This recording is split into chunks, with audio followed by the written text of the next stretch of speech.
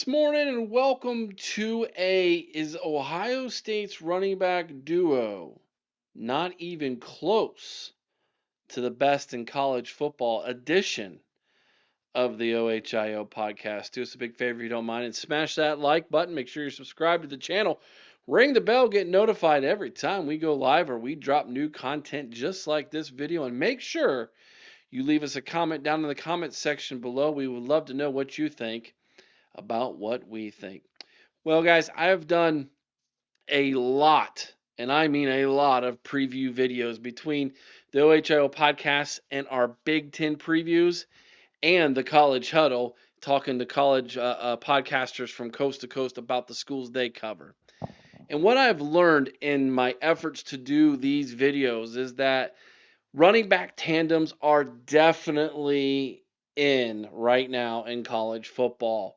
Very few people talk about the cowbell running back anymore, the do it all running back, the Swiss Army knife running back that you're going to count on for all three downs. That is out in college football, and it's genuinely out on all of football, even in the NFL as well.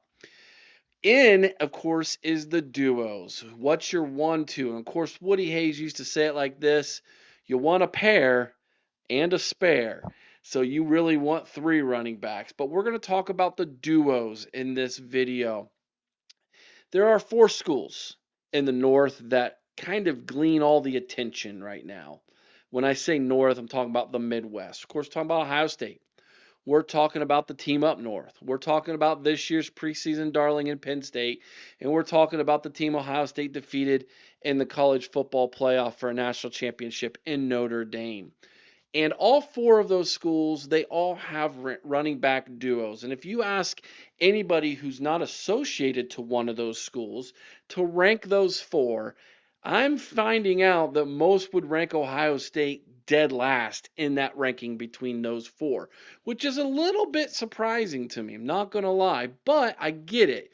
Ohio State just lost Travion Henderson and Quinshon Judkins to the NFL, and those guys aren't back, and so you're breaking in two new guys as far as Ohio State's concerned, a new duo, if you will, where the other schools are bringing back talent that flashed and or talent that proved themselves elsewhere at a higher level than what C.J. Donaldson did at West Virginia.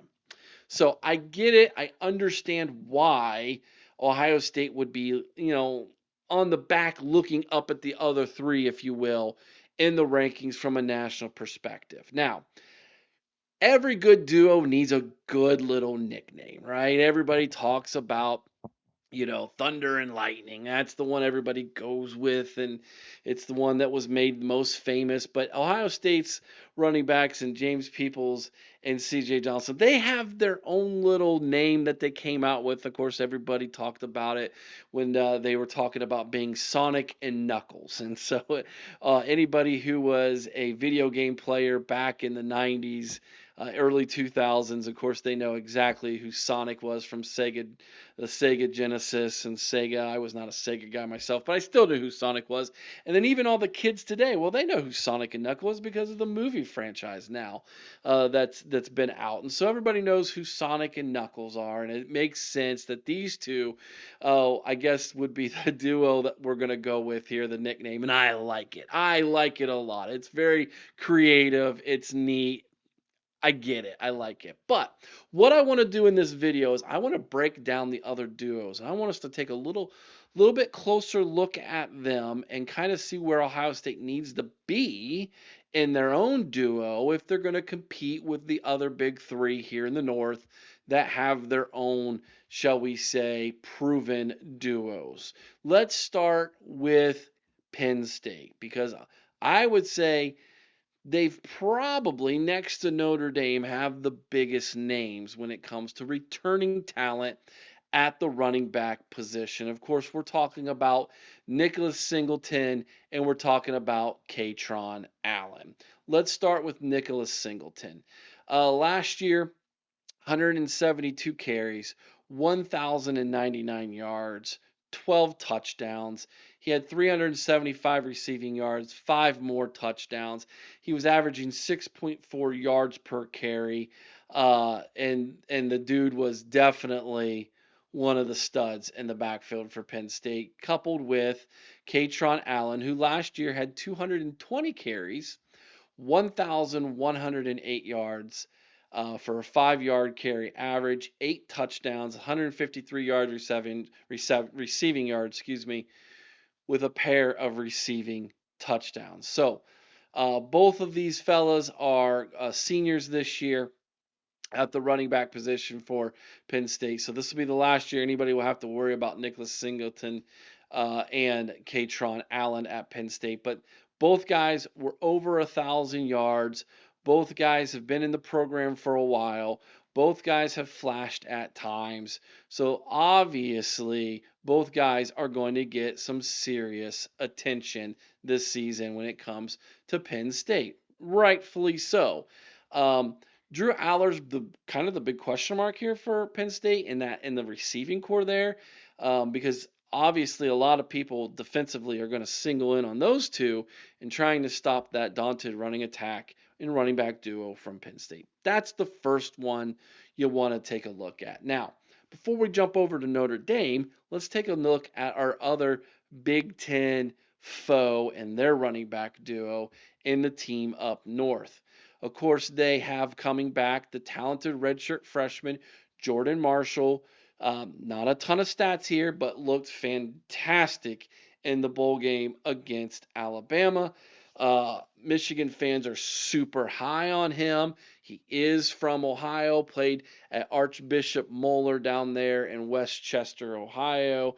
And so Jordan Marshall was a guy I really wished Ohio State would have gotten in that class last year, the 2024 class. But here he is, running the football for your arch rival, and we'll see how he does in his, I guess, first year of real playing time.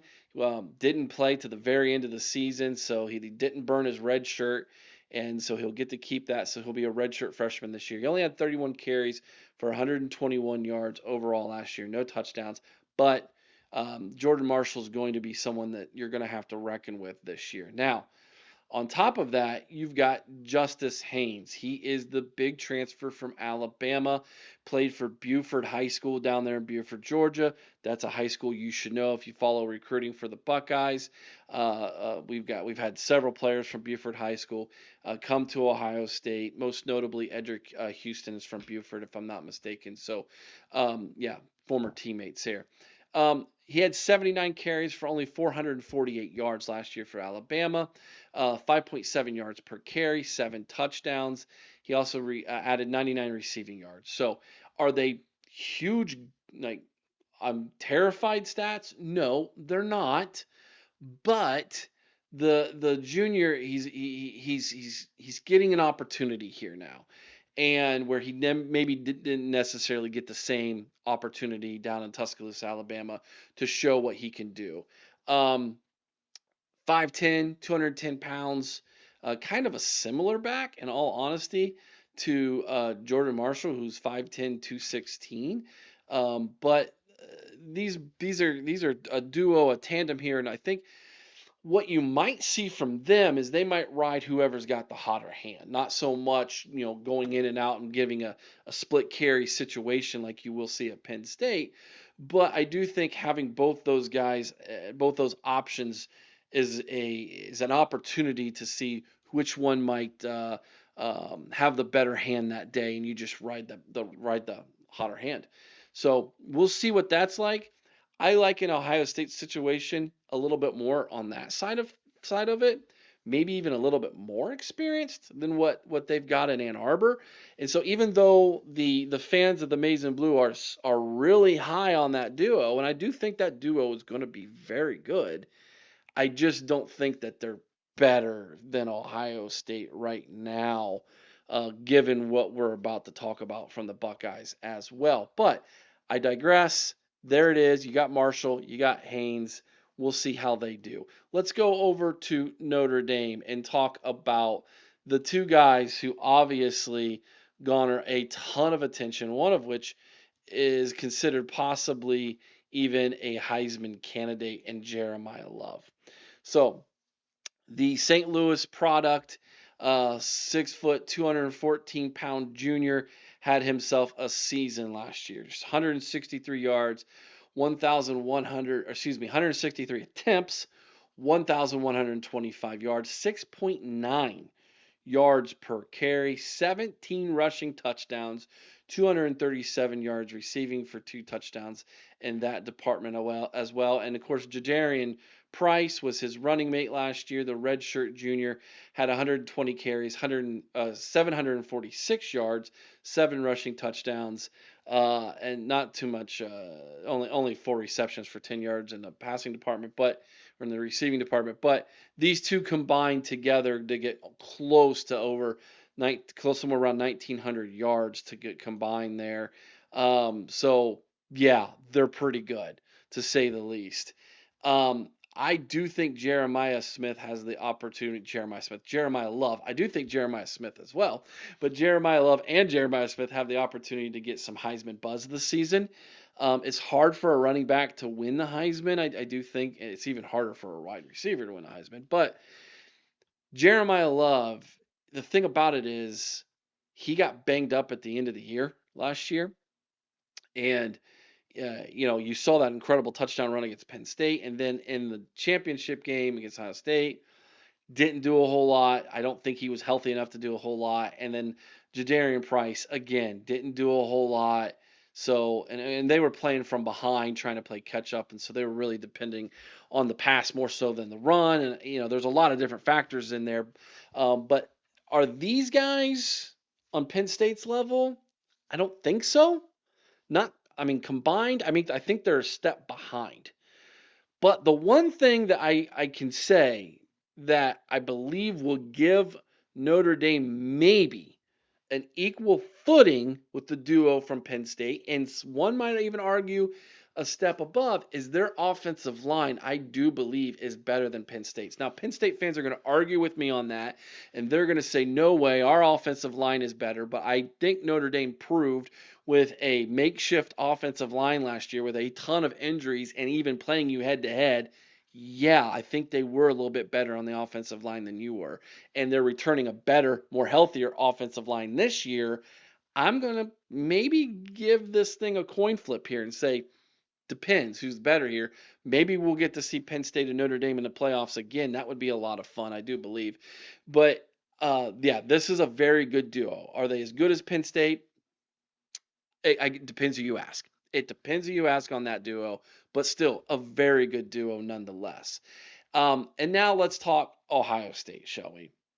So the Buckeyes, again, like I said, we're replacing our starting running backs, Trevion Henderson and Quinshawn Judkins, and in steps James Peoples, the sophomore last year, 49 carries, 197 yards. So that's only 4 yards per carry, 2 touchdowns, only 1 reception. The stats are not going to impress anybody from his freshman year, but he did get 49 carries. Those are 49 game reps, and he has looked incredibly good this, I guess you could say, this preseason. Now, the comparison that is happening with everybody is Jordan Marshall and James Peoples. Which one is better? They came in together. Peoples didn't get redshirted. He actually got more game reps. Of course, the fans from the state up north are going to tell you Marshall was more impressive in that bowl game against Alabama. Therefore, he's better. Of course, the Ohio State fans, and we're all going to say this, and I agree that Peoples was doing it in a lot of mop-up duty when games were out of reach, and he didn't get a ton of run against a big time opponent like Marshall did against Alabama. So we don't really know what he could have done, but he does look really good. And that is with my own 2 eyes, having watched him in practice, having watched him in 11 on 11. He absolutely looks the part of a Ohio State running back. Now, his running mate is going to be C.J. Donaldson. This is the senior transfer from West Virginia last year, 163 carries, 734 yards. The year before, in 2023, 171 carries, 798 yards. He scored 11 touchdowns in both seasons. Last year, he had 104 receiving yards and a touchdown. So he, the Miami, Florida product, went to West Virginia, has developed, and now he's ready for the big lights, if you will. This is the Knuckles. If Peoples is Sonic, this Donaldson is the Knuckles. He's a little bit of a bigger guy, 6'2", 237, where James Peoples is 5'10", 203.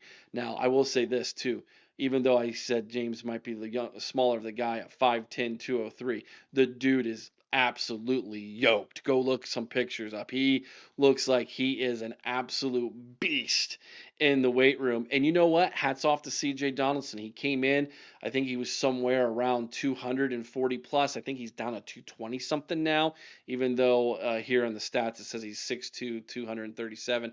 I think he's down somewhere around 220. But so he's gotten quicker, but he hasn't lost any of that strength or that knuckles, if you will, that he's bringing to the table. I like our duo better than what they have in Ann Arbor. I just do. I think that they're more diverse. They're not the exact same kind of running back. I think that they're going to be able to use these guys in different situations. They'll be able to spell one another. I think there could be a game when James Peoples gets 15 carries, 150 yards, and CJ Donaldson gets 10 carries for 80 yards.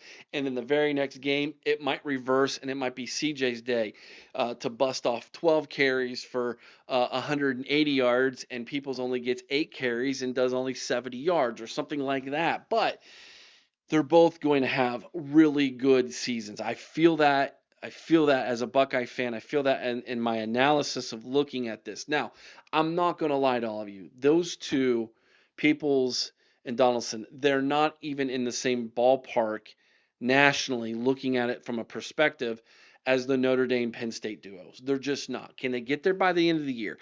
That's the question. And here's the one thing about this conversation that I want to talk about, and I think that's important, and that is offensive lines.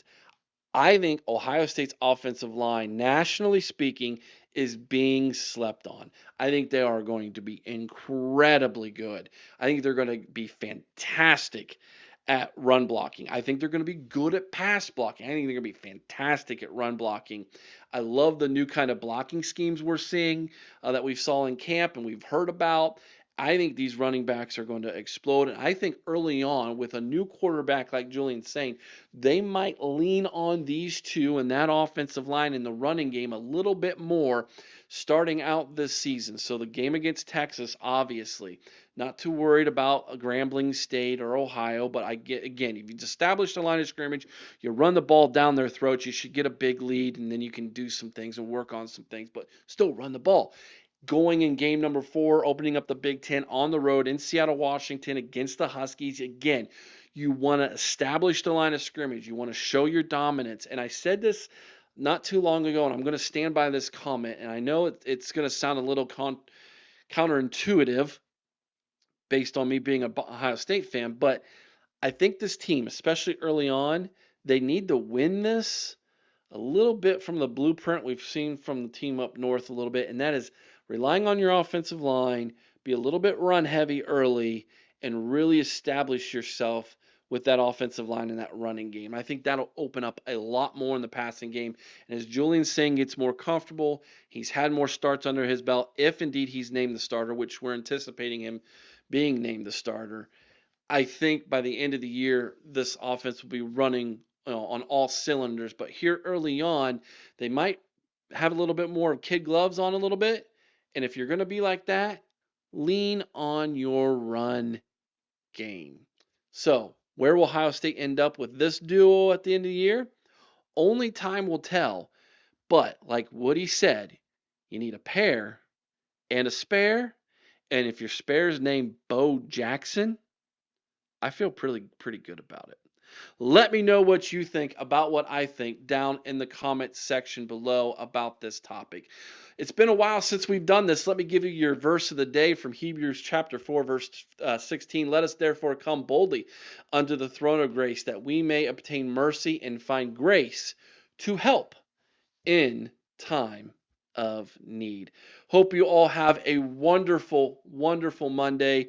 Enjoy this week, everybody. Let's hit this week hard today and get the week started off on the right foot. Enjoy your day, everybody. Thank you so much. If you haven't, please consider subscribing to the channel. We're almost there. We need just a little over 100 more to get to our goal of 4,500 before the season starts. We're almost there. You can help us out. Subscribe.